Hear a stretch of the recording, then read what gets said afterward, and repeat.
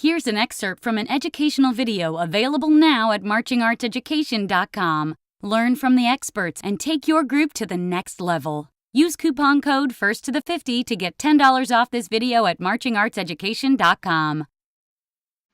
And then did I hear you say earlier that you typically start with a technique reminder in the order of things that you're going to address? Absolutely, and I may even give a couple reminders before they run the rep, like little shortcuts and things like your chest. Instead of saying pull your shoulder back, to get your t-shirt logo around, which lessens the pressure on the shoulder blades. So getting that upper body oriented correctly. What I found for students, I'll say, how many of you have heard the correction, pull your shoulder back? And if you're facing the wrong way and you pull your shoulder back, no more than tension, when the real goal is to get this upper body around.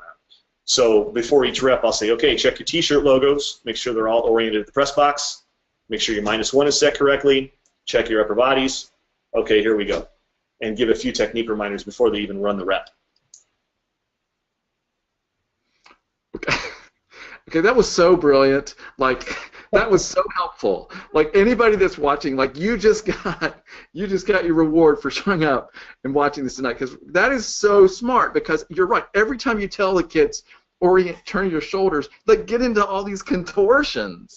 You know, like they can't. You're right. They can't process that. T-shirt logo. That makes perfect sense. Yeah, and I've heard directors who have trouble teaching slides and never any trouble teaching slides. What I'll do is an exercise. I wish I could stand up and show some things, but I'll face the kids and I'll say, okay, now block out my lower body from here down. I'm going to twist my feet and see if you can tell which way my feet are twisting. And I'll do something like this, and they can see my shoulders. I'll twist the other way, they can see it. Then I'll face front and think about my t-shirt logo, my upper body facing front, and turn my feet so they can't see it. But again, there's no pressure back here. There's no pressure when you play, but everything is oriented from the center of the body, the t-shirt logo, to the front, not the shoulders. So something simple like that. And there's, I've got a million of those things, little technique reminders and such. Another one, not to kind of ping pong around on things, but we've talked, I think when we did a talk on some of the health and technique choices, you hear a lot of correction of get your toes up. You know, there's a want to have the toe height as a technique. So rather than say get your toes up, think of pushing the heel down. And it looks the same, but it takes the pressure off the front of the foot, the front of the shin, and avoids shin splints for students.